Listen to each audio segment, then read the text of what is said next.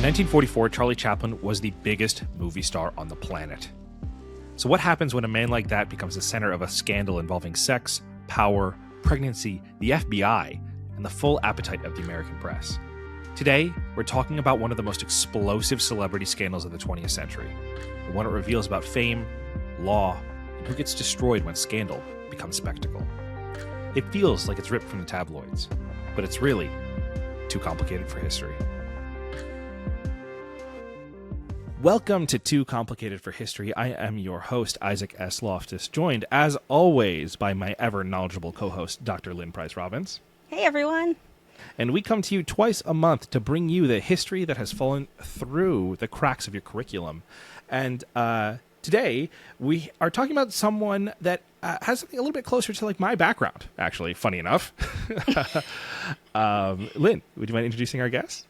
Well, thank you, Isaac. I am very excited today for our guest, Diane Kiesel. She is a retired judge of the New York Supreme Court and author of When Charlie Met Joan, The Tragedy of the Chaplin Trials and the Failings of American Law, and also brand new award winner of the 2026 Prose Award in Biography from the Association of American Publishers. So we're welcoming the award winner in her first interview since that amazing honor. Thank you so much for being here with us today, Diane. And thank you for having me. Now, full disclosure, you were the first judge we've ever had on the podcast. Would you like us to call you judge? Is that how you prefer? I've never talked to a judge before. Never talked to a judge. That's a really good question. For this proceeding, as I would say, Diane is just fine. Okay. All right. Thank you, Your Honor. I don't know. But so just this, I was really excited for this interview, mostly because I have a film background. My wife is actually in comedy. Chaplin is a figure that I feel familiar with, but I'm not sure I know much about his personal history. I just wanted to maybe sort of give you what my baseline assumptions, which I think are probably most people's assumptions about who Charlie Chaplin was and his life, and see how that stacks up with what you think of it. Like maybe if you give me a, yes, that stuff is true, or a pass fail of you don't know nothing about Chaplin. Okay. Silly guy.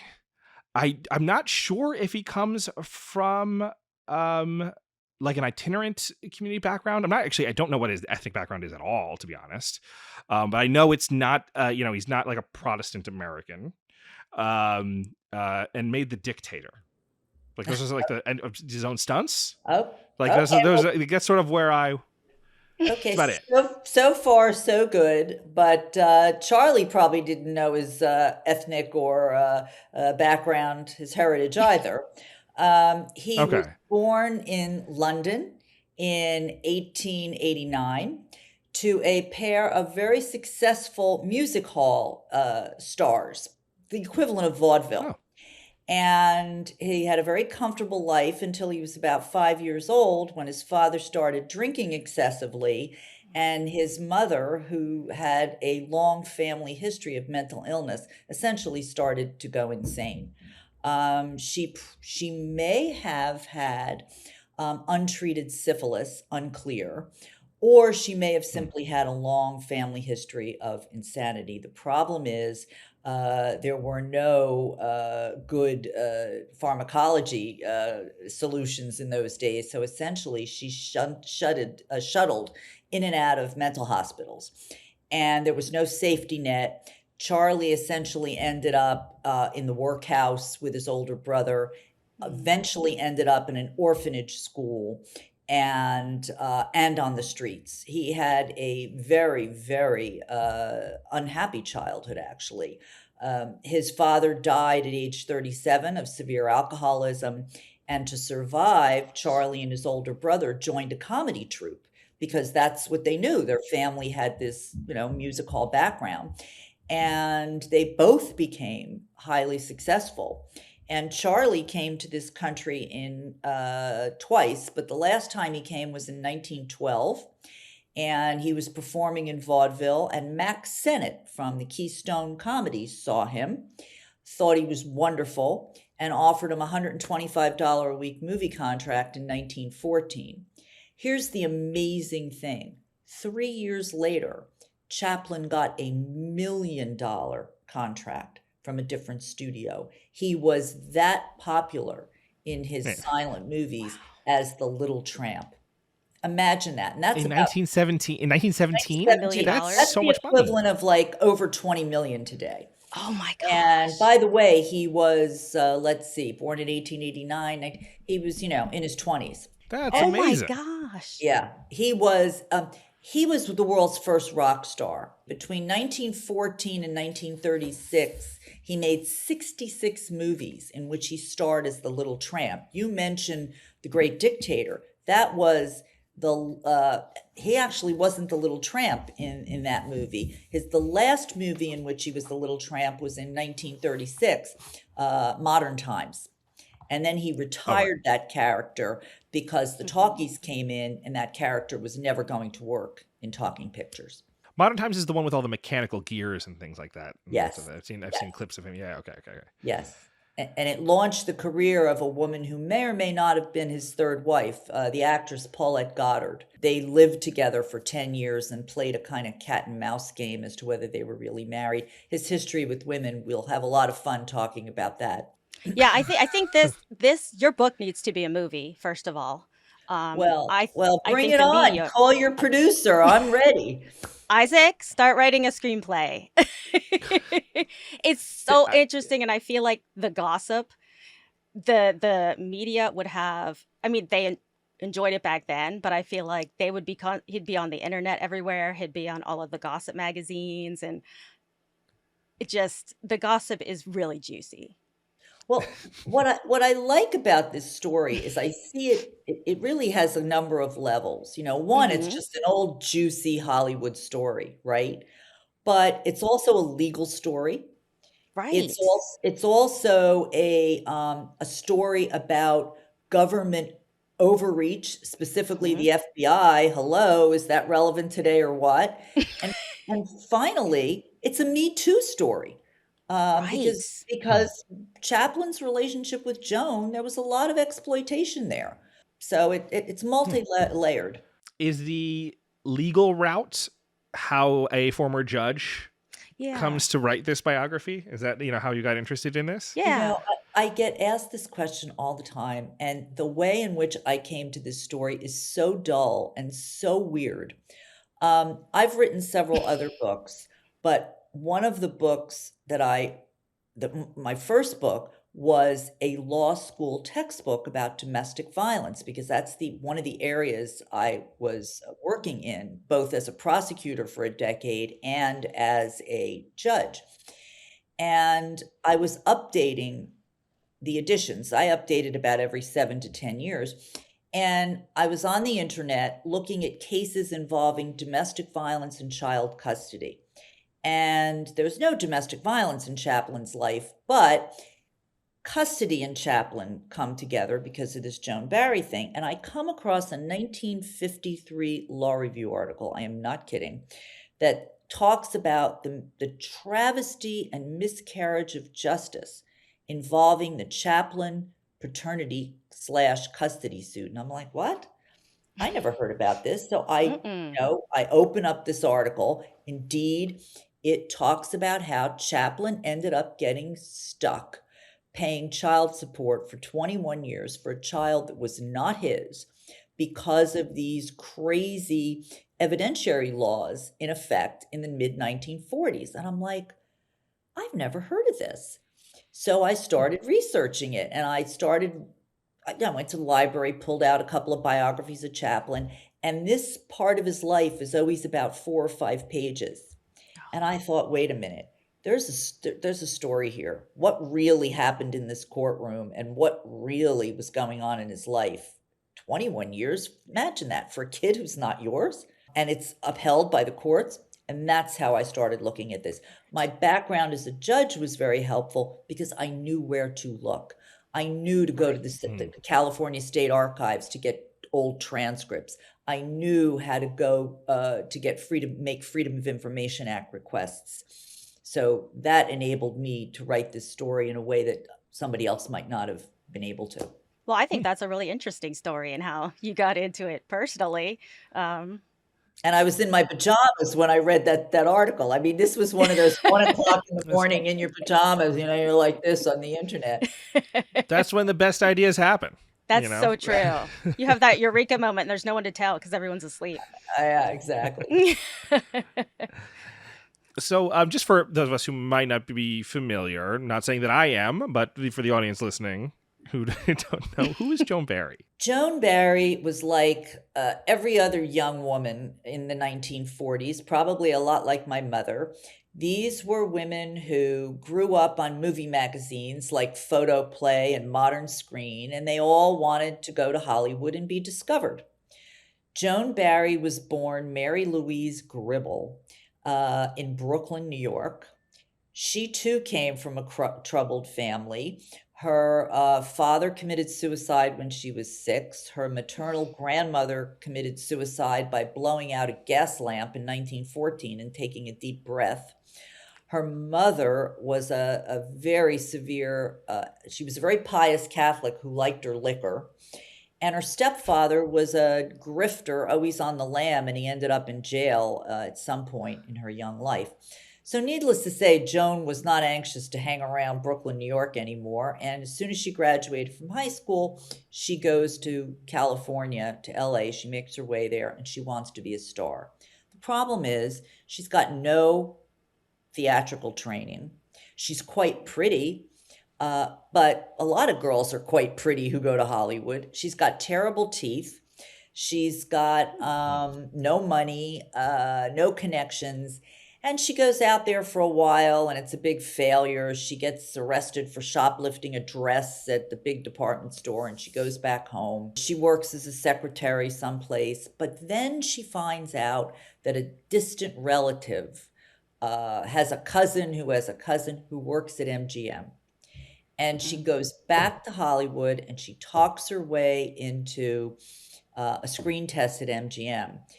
And it's actually quite a good screen test, but she needs voice lessons, she needs her teeth fixed, and MGM is not going to pay for that. So they don't give her a screen test, but she meets other young starlet potentials, as they were called in those days.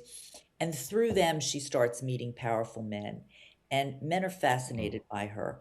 And the first one who really launches her is J. Paul Getty. J. Paul Getty is on wife number 5. Having a wife never stopped him from flirting with the ladies.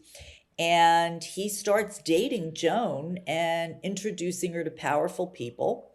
And at some point, Joan and several of her girlfriends make their way down to Mexico, where J. Paul Getty is investigating whether he wants to invest in a property in Acapulco. And through Getty, she meets a guy who knows Chaplin. And she comes back to LA in 1941. And in May of that year, a guy named Tim Durant introduces her to Charlie Chaplin, who is completely taken with her and gives her a 6-month, basically low-level 6-month option contract for $75 a week. And before the ink is dry on that contract, they start sleeping together, which says a lot about Charlie Chaplin. He's married, right? That's very interesting. It's not clear. Let's talk for a minute about Charlie's history with women. One report claims it's always a funny answer when it's unclear whether someone is married or not. I know. It's that really is a good end of the story. He allegedly slept with 2,000 women in his life. I have no idea if that's true. That's a number that shows up in secondary sources. These are like Magic Johnson numbers. Yeah. But I do know the following. He had a thing for young girls, very young girls. What gets known in the vernacular, tasteless word, is jailbait, okay? I mean, he liked them very young. His first wife was an actress named Mildred Harris, silent film actress. He married her when he was 29 and she was 17 because he thought she was pregnant. It turned out to be a false alarm. The marriage lasted about 2 years. He then took up, and by the way, he always had romances with his leading ladies. He then, at some point, took up with the woman she wasn't a woman, she was a 15-year-old girl. She was supposed to be the dance hall girl in the very famous movie, The Gold Rush. She was 15. He signed her to a contract, and as soon as the movie started shooting, she became pregnant. It was a real pregnancy. He was 35. Or 36. She's 15. Now he flips. He panics. He tries to get her to have an abortion. She refuses. He offers her $20,000 as a dowry to marry some other man. Finally, her uncle, who was a lawyer in San Francisco, gets on a train, comes to LA and says, Charlie, there's something called statutory rape here. You marry my niece or you go to jail. So he marries her, and he marries her in Mexico, so none of his fans will know. And on the train ride back, among the wedding party is his lawyer. Why he invites his lawyer from New York to the wedding is an interesting question. And he says to the assembled wedding party, well, it's better than the penitentiary, but it's not going to last. He had 2 children with this woman, and indeed it didn't last. The marriage was over within a couple of years. But the divorce was one of the biggest scandals in Hollywood. Her name was Lita Gray. She filed a 42-page divorce complaint, which I've seen. And it's filled with all of these salacious allegations of what sexual positions he liked, what other women he was seeing during the course of their marriage. It was hawked on the street for 25 cents a copy. It freaked Charlie Chaplin out so much that he got on a train and went to New York and stayed for like months, having a quasi-nervous breakdown in his in his lawyer's New York apartment, a guy named Nathan Burkan. Because no-fault divorce didn't exist back then. She couldn't just say, I want to be divorced, right? No-fault divorce. You had to give reason. Exactly. No-fault divorce really didn't exist until the 1960s in this country. So yeah, you had to give a reason. After that debacle, Charlie's next lady friend was actually the only woman who was even closely age appropriate for him, the actress Paulette Goddard. She was his equal. She was one tough cookie. She was very talented, and Chaplin made her career.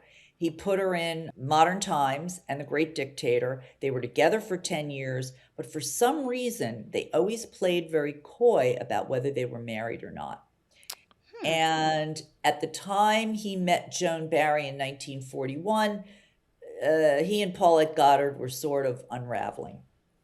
In the middle of his relationship with Joan Barry, he meets, so you're ready for this one, he's 54, 17-year-old Una O'Neill, whose father is the playwright Eugene O'Neill. Eugene O'Neill's daughter, yeah. He marries her in the middle of the investigation, which we'll talk about, because by marrying her, he can prevent her from testifying against him in the grand jury. And however, their relationship, for whatever it was based on, whether it was love or necessity, they were together until his death in 1977, and they had 8 children together. So yeah, he has one granddaughter, I believe, that's actually a successful actor now. Yes, named after her grandmother Una. I think her name is her name's Una.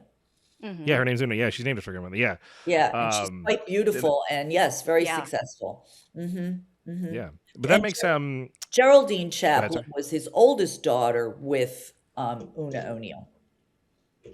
Okay. Una, for those who don't know, you wouldn't recognize her face because it wasn't in it, but is the antagonist in the new Avatar movie. Oh. But she's all, CGI'd on top of her performance. Yeah, but, so not really. But that makes sense that it's from that. They were together for so long. That's interesting. Right. And the family that is still around is from that. They married in 1944 and he died in 1977 and they were together all those years. And I love that there are images in your book because as soon as I started reading it, I started Googling because I wanted to see everybody you were talking about, and I wanted to be able to visualize them. And then you actually have images in your book too, which really helped me to visualize, because honestly, Charlie Chaplin was just the little tramp to me, that I never had seen him as Well, like a normal human. Yeah.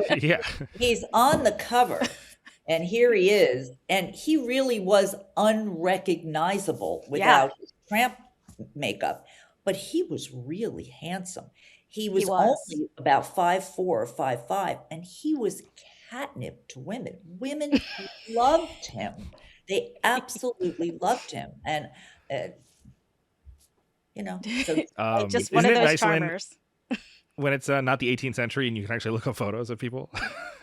I know. Yeah, I'm usually in the 18th century. So the fact that I was like, wait a minute, I can see these people, like actual photographs of Yeah. these people. And I right. know we want to talk about the trial, but could you talk a little bit about their relationship, because it was very Joan and dramatic. you mean Joan and Joan, yeah, yeah, between Joan and Charlie, and what he okay. kind of promised her, and Yeah. You know, yeah, it's very strange in this book. It's hard to figure out, and it shifts, okay, which one Mhm. of them is the victim and which one of them is the victimizer. And depending Right, on what stage they are in their relationship, it flips, it okay? does. 2 weeks after they meet, they're in bed together, and she's got the contract she covets. But the problem is, Charlie Chaplin, he's an artiste, and he works like a snail. The end product is, I mean, the man's a genius, and the end product, I mean, he's considered the father of cinema. I mean, they're masterpieces. But Joan is young and impatient, and she wants to be a star. So he's looking for an appropriate movie for her. He's, sending her to acting school. He sends her to acting school. He gets her teeth fixed. He buys her a new wardrobe. And within weeks, she loses interest. She stops going to acting school. She starts seeing Getty again and a couple of other guys.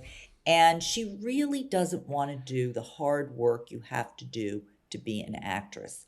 Now, when he was grooming Paulette Goddard, that woman worked her tail off. She went to dancing lessons. She went to acting school. She knew how to use this opportunity. So at Right. some point, within months of meeting Chaplin, Joan really does get pregnant by him, and he pressures her into having an abortion. She has the abortion, all is well, but within a few months, she gets pregnant again. So clearly, again by Chaplin, and has another abortion. So clearly, they're not being particularly careful about their encounters. Right. Now, Chaplin has spent a lot of money, about $20,000, to buy a play called Shadow and Substance to make a movie in which Joan is going to star. But now he wants Mhm. to get down to work. No more fooling around. He wants to put distance between them because he doesn't want he doesn't want to get her pregnant a third time, and he's already had 2 shotgun marriages. He doesn't want a third one. But the problem is Joan doesn't know what she wants. Does she want an acting career? Or does she want to be Mrs. Chaplin? Right.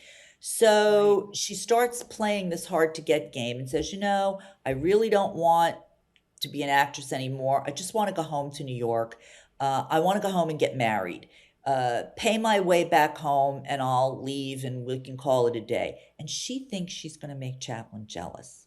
Instead, he's kind of had Mm. enough of her by this point. He knows she's quit acting school. He knows she's not going to do the hard work. So he says, here's $300. Go. He gives her a going away party. Now what's she going to do? Okay. So she goes home to New York. Now, we have to understand Chaplin's politics because that plays into this. All right. The FBI has been looking at Chaplin since 1922 because he's very left leaning. They keep believing, the government believes, he's a card carrying communist. He never was. He's basically a talker, He likes to espouse various philosophies, but this is a guy who at age 11 he couldn't read, okay? So we're talking about a guy who was underschooled. He wants to see himself as a great intellectual, so he flirts with these ideas. But he's at this point in time, the left is using him to go around and make speeches. What I think you're a historian, right?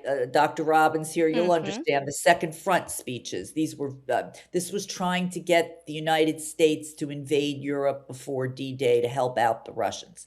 Because of Chaplin's celebrity, he's giving these speeches all over the place, and he gets huge audiences. He's invited to Madison Square Garden. Oops, Joan is in New York. She gets wind of it. She goes to the garden. They meet up afterward. They probably sleep together, although Chaplin will deny it till the day, he did deny it till the day he died. While they're in New York, she cries that she's broke. She is broke. She's got no job. He gives her another $300. What is it to him? Big mistake.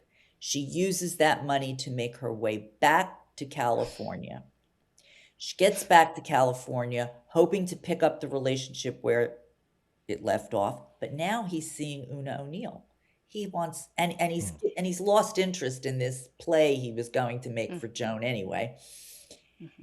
She is infuriated because he will not give her the time of day. So what do you do when you're mad at your boyfriend? You go to Hollywood and you buy a gun. And of course. Isn't that what you do when you get mad at the guy, right? Sure. This is a crazy story, but it's true. I have the sales slip from the gun. She buys a gun. She breaks into his house at midnight, right before Christmas, creeps up the stairs, bursts into his bedroom, and threatens to kill him and herself. Now we know what a charmer Charlie is, because he charms that gun right out of her hand and he charms her into the sack. That that's an actor. I know. It's crazy. And by the way, there's a phone right next to his bed. Woman comes into your room with a gun and says, "I'm going to kill you." Pick up the phone and call the cops, right? No. You would think. You would think. So good gracious. They have sex. She claims she gets pregnant that night. All right. The long and short of it is she then commences stalking him to the point where finally on New Year's Eve she gets arrested for essentially stalking him. Okay. And as what Charlie doesn't want a scandal. So he sends one of his factotums over to the court where she's being arraigned on New Year's Day and basically says, look, make this go away. And so his little flunky and the judge presiding over the case and the police detectives who arrested her, they basically all conspire to let her take a guilty plea, but as a punishment, she has to leave town. And that ends up being, there are 4 indictments that Chaplin ends up facing a year and a half later, and conspiracy is 3 of the 4. And the 4th is a violation of the Mann Act, based on the fact that he gave her $300 to get out of his hair and go to New York in 1942, and 43, and $300 to come back when she cried in the hotel room that she was broke. And that constitutes the 2 counts of violation of the Mann Act, which is essentially transporting a woman across state lines for immoral purposes. Those immoral purposes being in 1943 that they slept together, 42, I'm sorry, I keep saying 43, it's 42, that they slept together and they weren't married. So that's their relationship in a nutshell. She gets run out of town when she takes this plea. 5 months later, she's back, 5 months pregnant. And now she's demanding that Chaplin either marry her or give her $150,000, which is real money in those days. And he's had enough of her. He basically says, that's not my kid, get out. However, he then talks to his lawyers and he backpedals and says, well, I'll tell you what, I'll give you $15,000 until the baby's born, and then we'll take a DNA, there's no DNA test, a blood typing test. Yeah. And if it turns out I'm the father, I'll support the kid and do the right thing. If I'm not the father, you keep the $15,000 and we go our separate ways. Interesting that he would agree to do that. And I say the reason he agreed to do that is because he did sleep with her the night she showed up with the gun, even though he denied it. Because if he hadn't slept with her, he would have been sure that wasn't his kid. Right. But he wasn't Right. sure. So he was kind of hedging his bets, okay? However, when she shows up 5 months later pregnant and he won't marry her or give her the money, she knows what to do. She goes right to the office of Hedda Hopper and she squeals the whole story. Hedda Hopper, big right-wing columnist, in hundreds of papers around the country in 1943, basically breaks the story along with a Daily News reporter. And this scandal that Charlie was so afraid of is now on the front pages of newspapers all over the country. An avid reader and fan of Hedda Hopper's turns out to be J. Edgar Hoover. Oh my gosh. Sends a note to the, he sends a note to the head of the LA FBI office, regional office, and says, quote, shouldn't we track this down? And that starts this investigation. An investigation was also started by the Los Angeles district attorney, also kind of intimidated by the press. And that investigation was very different. They were investigating whether he was committing another act of statutory rape with Una O'Neill, who, rumor had it, was living at his house when she was 17. But everybody essentially stonewalled. None of Chaplin's lawyer wouldn't let him talk. Una denied it, and none of the household servants would admit to it. So the LADA was kind of stonewalled and couldn't do anything about it. But the FBI ran with it. And that's how he ends up. I can't imagine they didn't think it was convenient when it was like they've been tracking him for 20 years. Right. And then something walks, it's like slides across there like Hoover's desk. He's like, oh, we got him. Exactly. And again, this is where you get into the earlier statement I made, which is who's a victim here and who's the perpetrator. Yes, Chaplin treated Joan very, very shabbily. He slept with her when he felt like it. When she got pregnant, he pressured her into abortions. Dumps her when he feels she's not serious enough about her career. Then when she claims she's pregnant, he's like, get out of here, even though it could well have been his kid. But at the same time, if his politics weren't what they were, I doubt very seriously that J. Edgar Hoover and the FBI really would have given a darn about this and done a moment's investigation. So he was also hosed for his political views. Sure. Because it seems like he was just like a figurehead, right? They were using him as a mouthpiece, but he wasn't really political. For this book, I read all 2,000 pages of the FBI files on Charlie, and there is not one bit of evidence that he was ever a member of the Communist Party, that he ever advocated overthrowing the government. He never became a United States citizen, but there's no law that requires you to. Essentially, what he did was his celebrity made him a convenient mouthpiece for the party, in which he would, yap about, mostly during the war, he would, yap about the need to help the Soviets. He was always talking about, Hoover had a phrase for them. I think they called them Polar Bolshevikis or something. The old expression, Polar pink. He just liked to shoot his mouth off. He was not a party member, and he was not disloyal to this country. He was exercising his First Amendment rights to dissent. So that's sort of like how the stage is all set, right? As far as how we got to the trial. Mm-hmm. Now, the actual trial, was it as much of a circus as the journey to get here? Oh my God. Take the O.J. Simpson trial, the Menendez brothers, and maybe Sean Combs all wrapped into one, okay?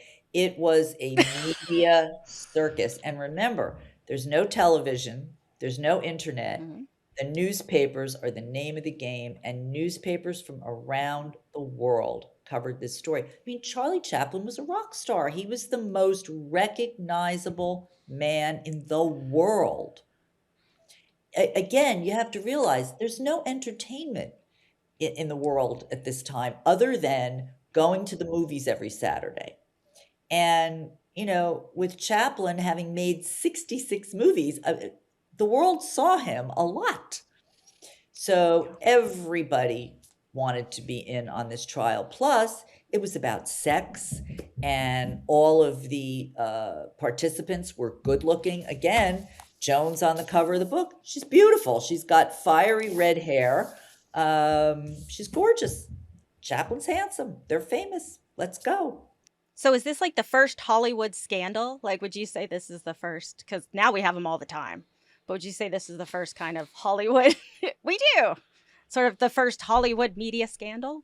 There was one big one before that, about 20 years earlier, and that's the silent film star Fatty Arbuckle. He, I don't know if you've ever heard of Fatty Arbuckle. If you get on the internet, he was also a Keystone player. The poor guy weighed about 300 pounds. His real name was Roscoe, but they called him Fatty, for obvious reasons. And he was indicted for murder because over Labor Day, at some point in the 1920s, he and a young actress named Virginia Rabe or Rob, I don't know if I'm pronouncing her name correctly, had a weekend-long party in San Francisco, and afterward, she died. And it is unclear, the indictment alleged that he was so big and fat, he had sex with her and he crushed her organs. It's absurd.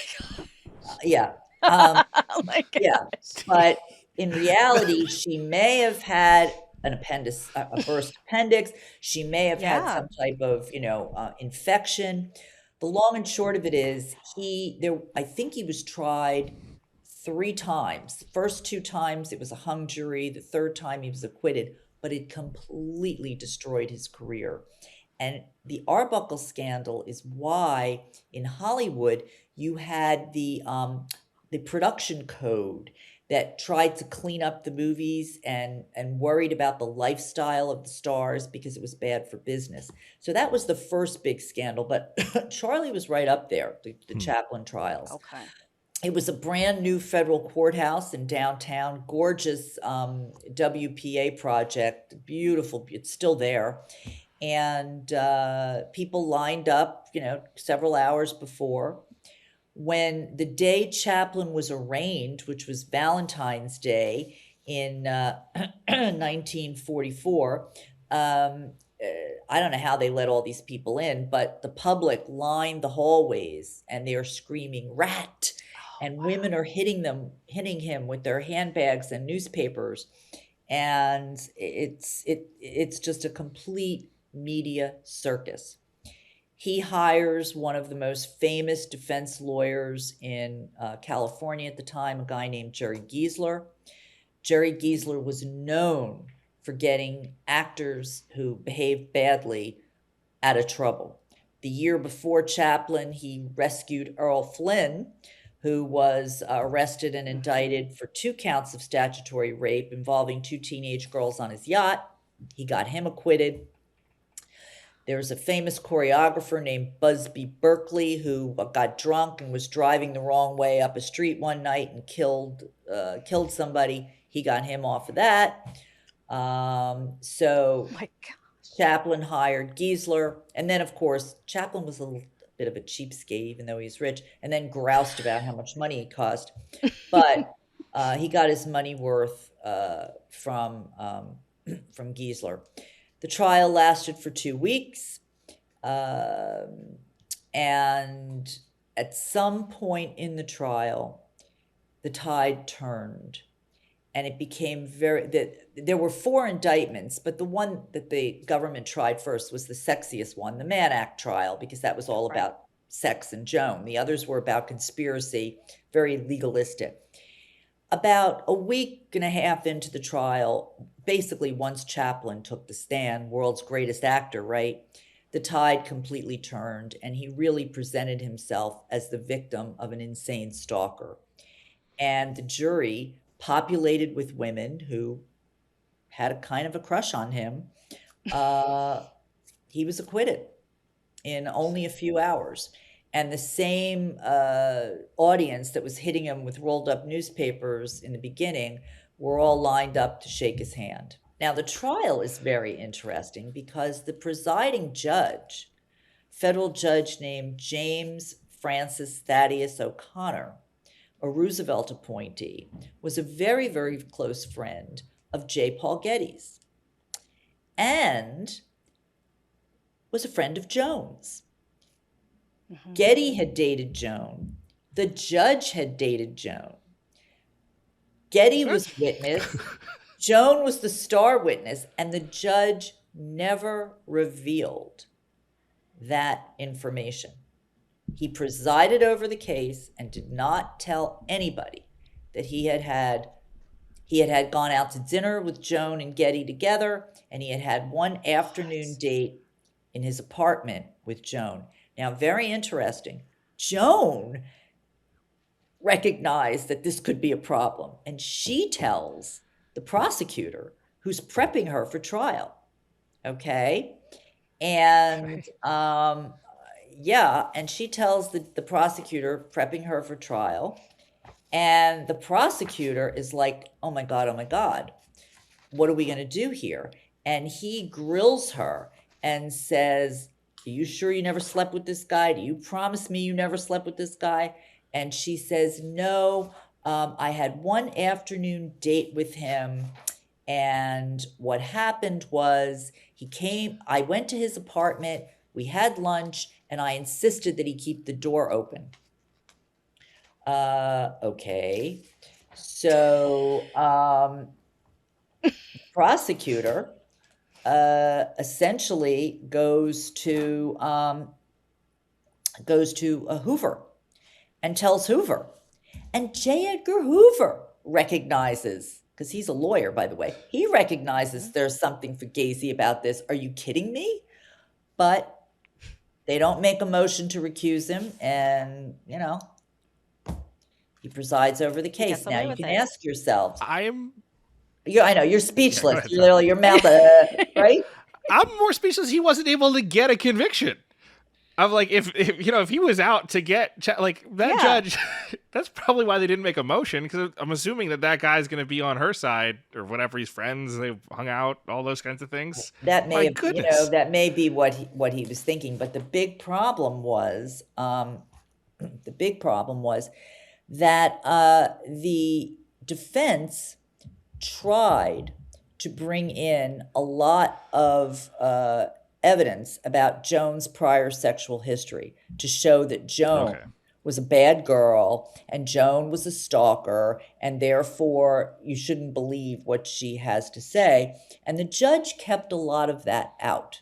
Now, from my perspective, because we now have statutes that prevent that from coming in, from my perspective, that was the right call. But did he do it because it was the right call, or because he didn't want his name to be brought out in front of the jury because he was one of the prior contacts? So that's what, that's what's sort of messy about this. Yeah. That's what's messy. Oh my goodness. I could only imagine if there had been TV, just the 24/7 news coverage of this. Oh yeah. Oh, HSN would have been all over it. This would have been wall to wall. Oh yeah. Coverage. Oh yeah. Morning to night. This would have been it. But I think there's another thing going. Look, trials have a lot of politics in the background, right? Charles Carr, who was the United States Attorney, had just been appointed a few months before this trial started. He was very young. He was very ambitious. He knew that indicting a guy like Chaplin could make his career, okay? And I really think this indictment was a big stretch.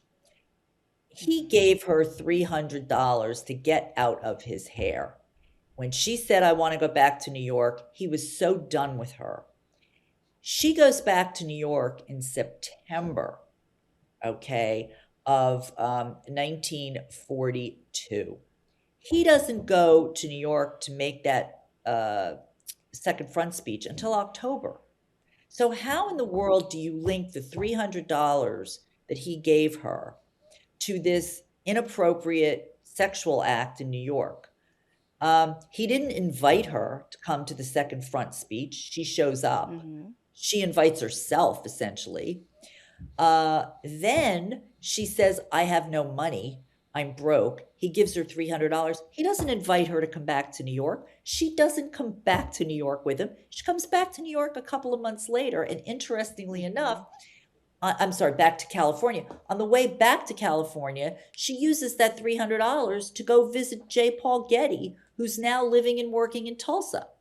He gives her the money to keep going to California, probably because he wants her to get out of his hair. Just to get rid of her. To get rid of her. Interesting. So there is no way that this indictment is supported by facts. And the fact that a grand jury even gave him a true bill is a shock to me. So I actually think the jury ended up doing the right thing. But so, of course, sense. Joan is not happy with this outcome. And so is she the one who then sues for paternity? Yes. For this so-called Chaplin baby? Exactly. What happens is when she gets no satisfaction from Chaplin, she sues him. 4 months after the kid is born, there is blood type testing done. And we'll see how much you remember from your high school biology, okay? Mom's blood type is A, baby is B, and Chaplin is O. That is not his kid. It is a biological impossibility, okay? And nonetheless, Joan's mother gets involved. She's a bit of a gold digger, and she insists that the case continue to go forward. And they find a lawyer who will do it. And unfortunately, the strange thing here is, why did Joan insist? I wrestled with this question in writing this book. Why did Joan insist that Chaplin was the father? Mm-hmm. Even after, I don't know how she could do it after the blood test said he's not. Mm-hmm. But her insistence was that all these other men she palled around with, the judge, J. Paul Getty, and by the way, I haven't even gone through the whole list, J. Paul Getty's lawyer, a guy named David Hecht, MGM producer named Sam Marks, the guy who gave her the original screen test. She had a whole list of these guys. She insisted it was Chaplin. And, part of me thinks, could it have been Getty? Well, yeah, she went to see Getty in January, which was only a month after she allegedly slept with Chaplin. But Getty was married at the time. And Getty was not leaving his wife. And Getty was quietly supporting her to the tune of, a couple of $100 a week. And she might have been afraid if she pushed him, that would get cut off. Right. Hecht, the young lawyer who worked for Getty, well, he didn't have Chaplin's millions. If what she was after was marriage or millions, Chaplin was the go-to guy. And he wasn't married at the time. And she also knew that he hated scandal. And when Lita Gray accused him of fathering her kid, he married Lita Gray. So I think she thought he was going to marry her, just like he did Lita Gray. Mm-hmm. And he wasn't going to do it this time. So even though he was proven, I'm sorry, Isaac. No, go ahead, Lynn. We're going to ask the same question. Okay. Well, even it was proven that he wasn't the father, but he still ended up having to pay for child support. So how did this happen? She was 20. How do we end up there? Yeah. Here's where we get the 1950, goes full circle. Here's where we get the 1952 Law Review article about the miscarriage of justice, okay? Yeah. At that time, because scientific evidence was sort of relatively new in courts, juries had a choice. With the exception of 7 states at the time, the vast majority of the states said that if you have scientific evidence, you present it through an expert witness to a jury, and a jury is free to either accept it or reject it. So there were 2 paternity trials. The first paternity trial, the evidence is presented. It's a hung jury.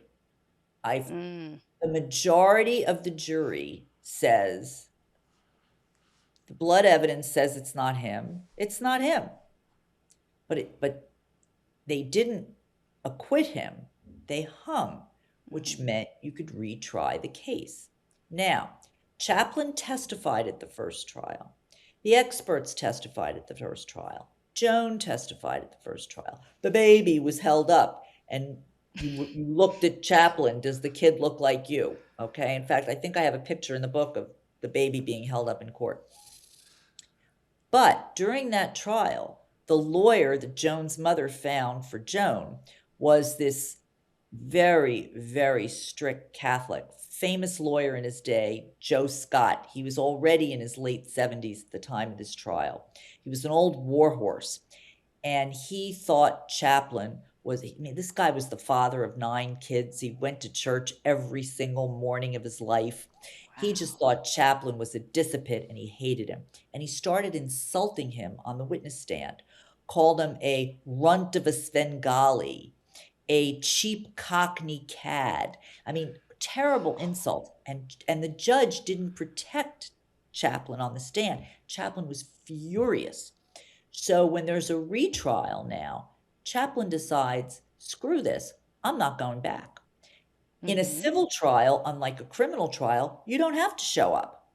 But if you don't show up, you run the risk of the other side reading the transcript into evidence from the first trial. So think about this. The handsome, famous actor Chaplin is once again breaking hearts on the witness stand, getting people to cry. Oh, by the way, when he describes the night Joan comes in with the gun, he starts to cry, he starts to do this, the world's most famous silent star. He does the whole thing, okay? Well, guess what? Joe Scott wasn't going to do that when he read the testimony in a sing-songy way, and it didn't have that impact with the jury. In addition, his lawyer had packed the jury with women because we know women love Chaplin. Well, what happened? They come to court all dolled up every day hoping to see Chaplin. No Chaplin. Now they're a little bit ticked off. They're like, well, wait a minute. If he doesn't care enough to come here and defend himself, why are we going to, fight for him, right? So I think they were insulted. I think his testimony did not come in with the punch it did the first time. And they voted 11-1 to find him liable for this kid, even though it was impossible. Now Chaplin wakes up. He gets his United Artists lawyers to start filing appeals. The appeals go all the way up to the California Supreme Court. California Supreme Court refuses to hear the case. The intermediate court says, you know something? This really stinks, okay? Basically, the science, we believe in science, and the science says this can't be the guy's, this kid's father. However, unless and until the legislature changes the law and says, once you have a blood test like this, the case gets automatically dismissed, our hands are tied. And that's exactly what happened. 5 years later, the American Bar Association, and by the way, this did not sit well. The public may have thought, good, Charlie gets screwed. The lawyer, the legal community thought this was appalling. And at a few years later, at the annual meeting of the American Bar Association, there's a big referendum that says this has to change. It recommends that exactly what I said. If a blood test says you're not the father, you're not the father, stop the case right there. And then every state in the country adopted that evidentiary rule. And then, of course, once DNA testing came in like the early 90s, then it became a total non-issue because DNA points right to who the father is. So, right. Yeah. It's a crazy, genuinely one of the wildest stories I've ever heard. Full stop. It's a crazy story. It's a crazy, that's crazy absurd. Story. From start to finish, it is a farce of a farce. My goodness. And then, of course, the denouement of the whole thing is everybody's life ends up in the toilet because Yeah. Chaplin, his movie career never really picks up. His next movie called Monsieur Verdot is about he plays a serial killer who murders women. He marries. He's a bigamist, and he marries women for their money and then kills them. You know what that is? That's him, projecting women are after me for my money, and then they kill me. Yeah. The movie bombed at the box office. It was not funny. It was really kind of a nasty movie. Then the Red Scare comes into play, and Mhm. suddenly Chaplin, who wants to take his new family, Una O'Neill and his kids, to London for a trip. When you're not a citizen, if you leave the country, you have to get a re-entry permit. Now, Chaplin Mm. left the country a number of times over the years, and there was never any issue. This time he Mhm. leaves the country, he gets a re-entry permit, but when he's out in the middle of the Atlantic Ocean, the government yanks it and says, you can't come back. So now here's a man who for 40 years has called this country home, and now he's homeless. And he's got an American wife and 4 American toddlers, and he never comes back again until he gets this Special Academy Award in 1972. Doesn't he? So he moves to Switzerland and builds a life there, and loved California actually, and loved living in this country, even though he was always griping about it in speeches. And so I think his career, and I think he probably ended up a very depressed old guy. And then Joan, who had mental health issues to begin with, one of the things we didn't talk about is how she was always Yeah. attempting suicide, threatening Mhm. suicide, overdosing on prescription medication. And in the early 1950s, around the time that Chaplin gets deported, she completely unravels and ends up in a mental hospital for a decade. Her children end up being her. She has 2 children by a man she marries in Pittsburgh. Those kids go back with him, the boys, and her daughter ends up. Joe Scott, the lawyer we talked about, ends up putting the daughter in for a while she lives with the grandmother, but the grandmother's horrible. So she ends up in a Catholic boarding school, which she actually told me she liked. And she only sees her mother 2 more times. One day she goes with her aunt on an outing to the mental hospital. There's a picture in the book of Joan on the day of the outing. And then Joan shows up unexpectedly at her high school graduation, which embarrasses her because she doesn't really know who this lady is, and then never sees her again. Mm. Um, Huh. she one good thing happened that, the guy Joe Scott, who's calling Chaplin everything under the sun, he could have essentially cheated this little girl. She didn't know. She's a child and she's in a boarding school. But Joe Scott was a good man. Mhm. Chaplin is paying the kid $100 a week until she's 21. Scott puts every nickel of that money away for her. And the day she Mm. turns 21, turns it over to her. And it allows her to, start a life. She gets a Yeah. house, she gets a car, she uses it to launch her life. And Huh. but And you met her, correct? I've never met her face to face because she lives in the Pacific Northwest, but Mhm. I've probably talked to her 50 times. In fact, she's like my own mother now. The big snowstorm here, she texts me to be sure I'm okay, and she's a nice lady. And she's had it rough. One of her sons committed Yeah. suicide. That's in the book. Her relationship with her half brothers was strained. She never really had a childhood or a family. Hmm. So the whole thing is really sad. It is. It's really hard to end on a positive note Right, with this story, right, right. Isaac. It's Well, well, that's, to be honest, that fits as you're moving from, just to make a potential like Hollywood metaphor, when you're moving from like the world of Hollywood that Chaplin was part of in the 20s, 30s, and 40s into the 50s and 60s. You know, those stories don't have a clean, nice ending. I don't know if you know That's a the good point. movie The Graduate. The Graduate, The movie The right? Graduate, but ends with, hey, we did this crazy thing. How wild was that adventure? And then you have Now to what? let the consequences of all of that sink in, and you're like, oh gosh, Now what? what are we gonna do now? Yeah, Mm. yeah. Um, The and adventure is always the fun part, quote yeah, unquote, but like the exciting part with all the stuff happening, and then dealing with it afterwards, not so Yeah. much. and it's also interesting because at the time of this story, especially when Chaplin was acquitted in the criminal case, Joan was looked at as a loony stalker and kind of made Sure. fun of and denigrated. And, look now with 21st century eyes, was she really that much of a loony stalker? I mean, Right. she was really a young, pretty, friendless girl in Hollywood, and men kind of took advantage of her ambition. Every single woman, every single one is probably an exaggeration, but most of the women who were in Chaplin movies ended up at some point on his casting couch, and women have had to tolerate that in Hollywood. And Joan is just a really extreme example of that.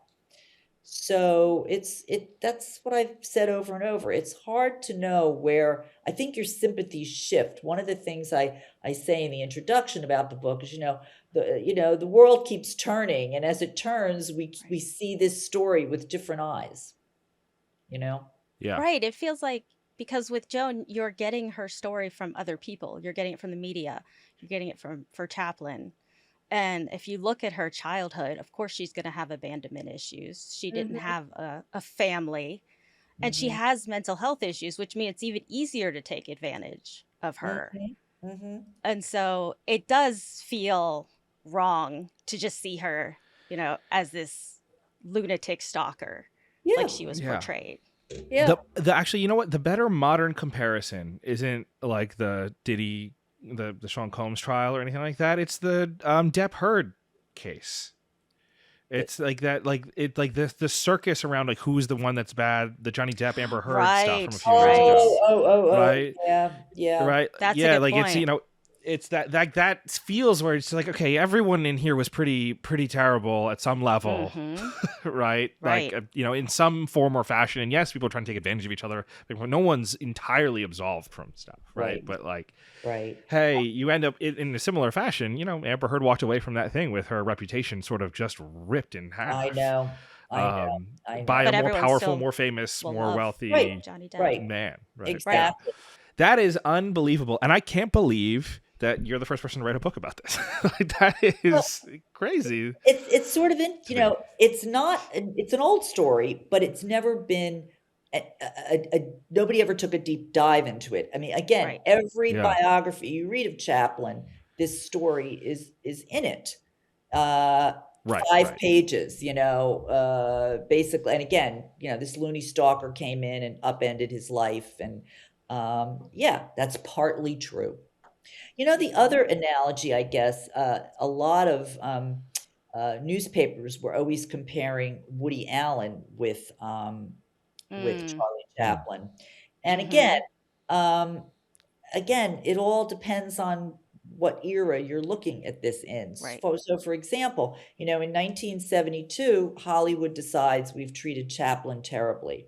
He shouldn't have been booted out of this country. And he gets invited back and he comes to the Academy Awards. He hasn't been in this country in 20 years. He gets the longest standing ovation in Oscar history. Okay. And, we love you, Charlie. But again, ask yourself, if he were invited back, 4 years ago, would he get the Right. longest standing ovation in Oscar history, or would there be some women in the audience saying, "Hold the phone here"? He Exactly. is Yeah. not like, I mean, you can't compare him to Harvey Weinstein because he wasn't a predator. Chaplin was never viewed as a predator, or he was just viewed as a guy who, could take advantage of women because of his power. Hmm. Right. The power dynamic, which women have been, Yeah. complaining about, rightfully so, in Hollywood for a number of years now. And what's frustrating is that everybody at least knows Chaplin's name. They've seen The Little Tramp, but Joan sort of, you brought her to life, because I don't think people knew who she was before this, and she kind of, died in anonymity. Yeah, yeah.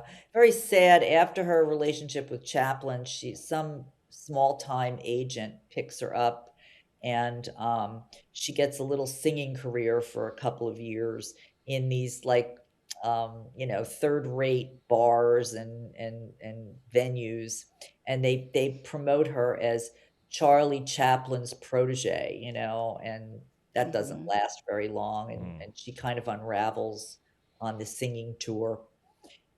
It kind of reminds me, in the movie Citizen Kane, when they interview Susan Alexander Kane and she's in some bar in Atlantic City. Do you remember that scene? And she's kind of down and out. I always think of that when I think of Joan's singing career. That is a the story's never really told from that. I've seen the footage of him at the Oscars. Yeah. Like it seems like it's an emotional thing, right? Yeah. Like he's very emotional on stage. I've seen, I've watched that whole thing, and you're totally right. That Hollywood came back and was basically embracing him again in a way that, like, hey, this is one of our stars.